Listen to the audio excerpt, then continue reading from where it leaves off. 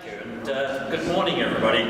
I'm really here on behalf of the common man. The theme for the common man. I know there are ologies in this room. There's more knowledge of water and what I'm about to, the resource I'm talking about, than I've had hot dinners, and I'm 68. I think I've had one or two. So I'm not going to talk about acronyms. I'm not going to talk about science.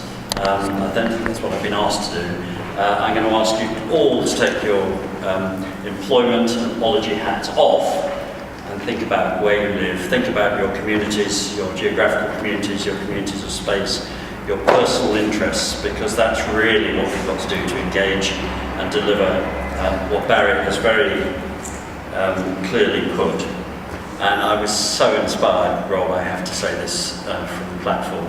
I was born and brought up in North Norfolk, West Norfolk and North Norfolk. I was taught geography by Dick Bagnall-Oakley, one of the best naturalists in Norfolk and filmmakers, and I knew about the chalk reef because I got my O-level geography in there and off Sheringham. But I'm absolutely inspired by the fact that divers are stimulating people, and I sail a lot, and I've never been a diver, but can just walk in off the beach and discover this magnificent resource we've got in Norfolk. So I'm so inspired by that. What am I pointing at? There we are. So I'm going to tell a very simple story, really, which was just how our little trust came into being 15 months ago. It was a vision. It was playing, using, living close to a lovely river, some of which a few of you saw probably yesterday, and I do invite you to come and explore with us the Waveney.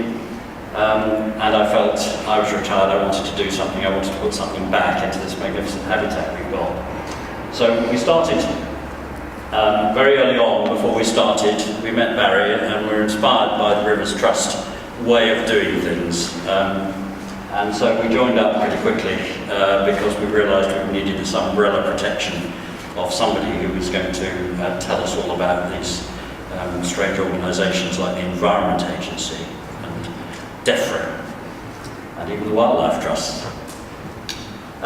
We started in the back room of a pub in March last year with 107 people, which was about 3 times what we expected.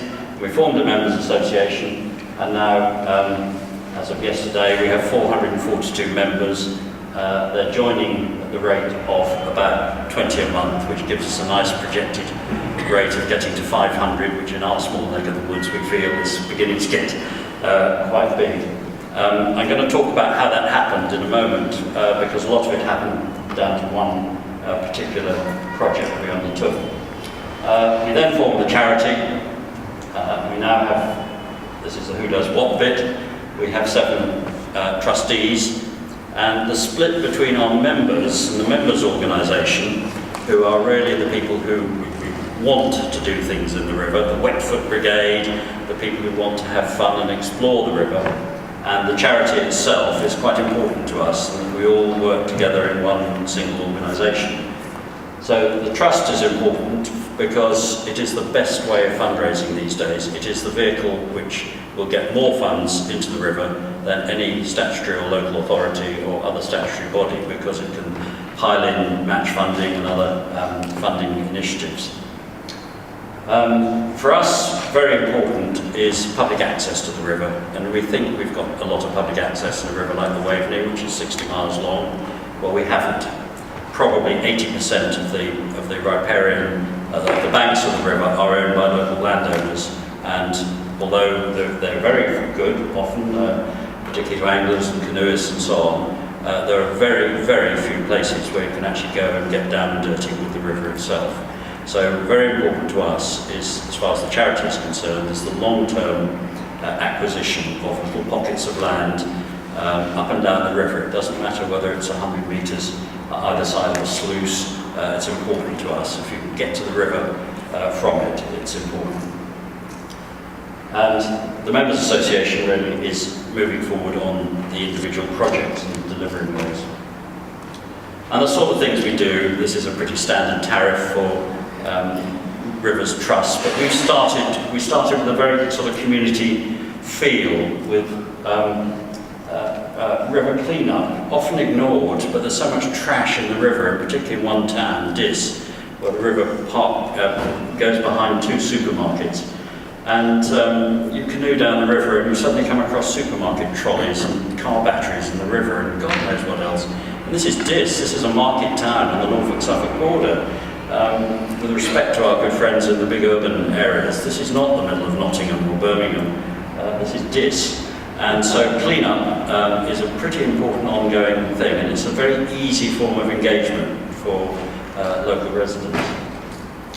A very interesting project. We hope got huge potential, thanks very much to Andrea Kelly and the Rules Authority, who've sort of inspired us to do this, is we've got a huge amount of rush growing in the river, to the extent that we're getting constant complaints from canoeists they can't even get through it at all. It's that right across the channel.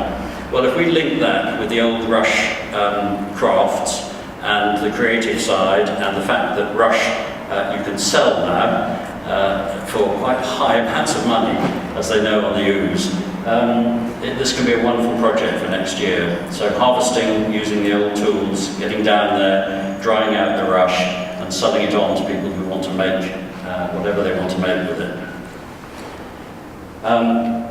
The term pocket parks, which was 2 pocket parks were put into the river about 12 years ago as part of the Upper Waveney Valley Partnership, and these pocket parks have public access at their heart: picnic tables, car parking, free fishing as long as you've got a rod license, and of course canoe access.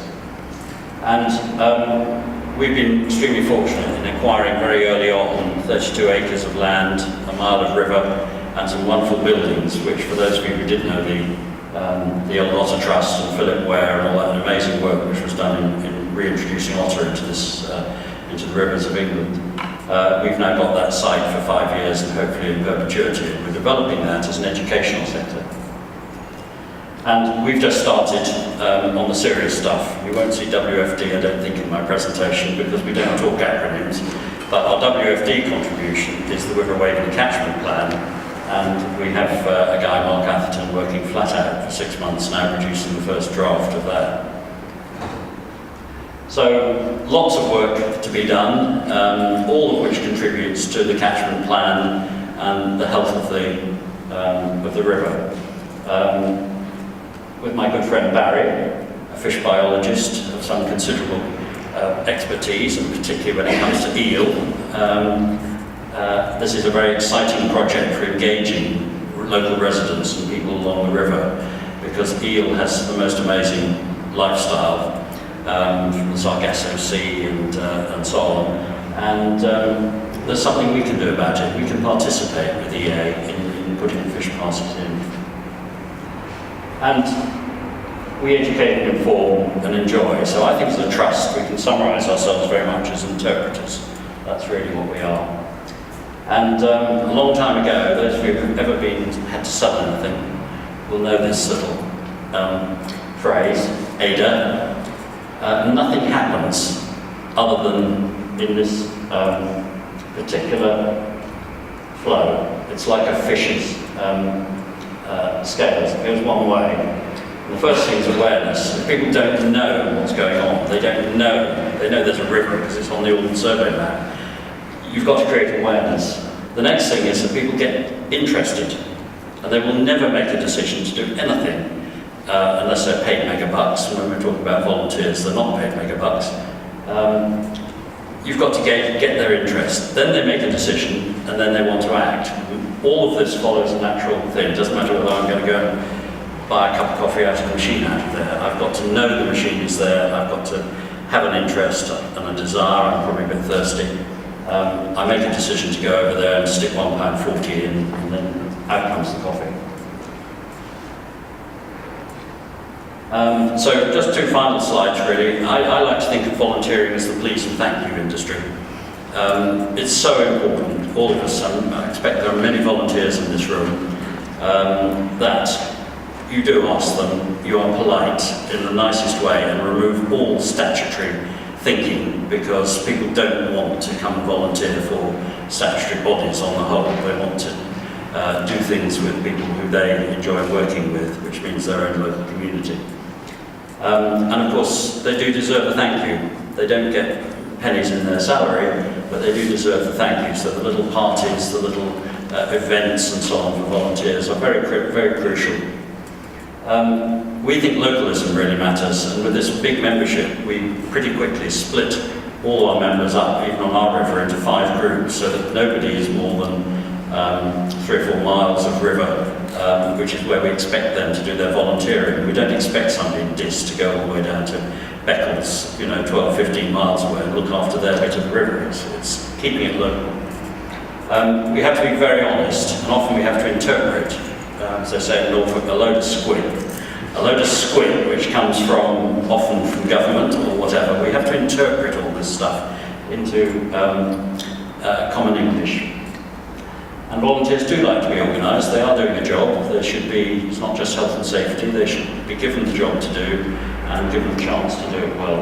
And increasingly we love this term citizen scientists, because it's quite amazing in our membership how experienced many people are, and they don't want their knowledge abused. They know things about the river which probably some of us don't do. They know a huge amount about wildlife.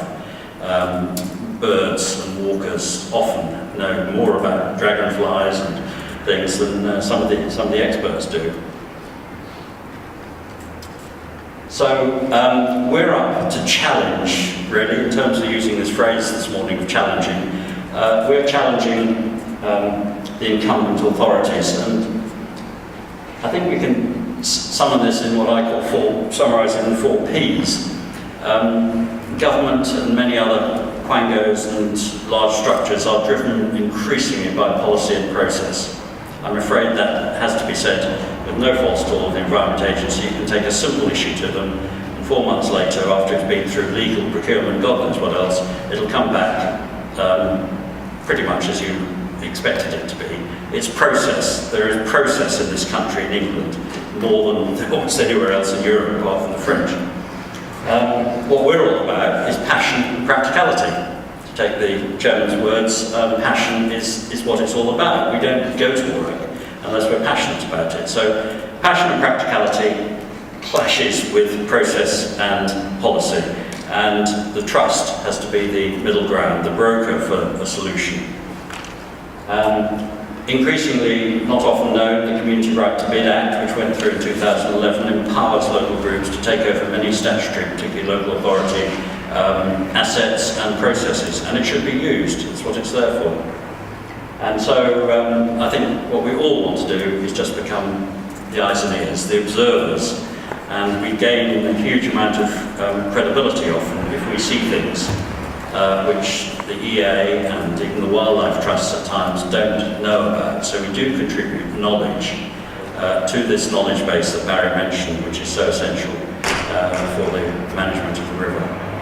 So finally, one of the breakthroughs for us was, and out on the table there, sorry, my promo is there are 20 or 30 copies of this, so do grab one of these. This was a little booklet we produced about the Waveney called Discover the Waveney from Source to the Sea.